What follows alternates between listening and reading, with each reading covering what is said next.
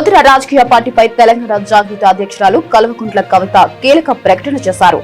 April 25న ఉదయం 10 గంటలకు కొత్త పార్టీని స్థాపించనున్నట్లు తెలిపారు.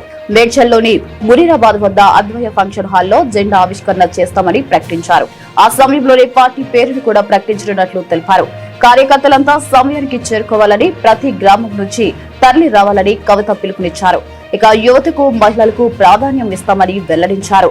ఆడబిడ్డల్లో మార్పు తేవడానికి ఓ మహిళగా ఈ పార్టీని పెడుతున్నారని తెలిపారు. బీసీ బిల్లు సాధించడం తమ వల్లనే సాధ్యమవుతుందని అన్నారు.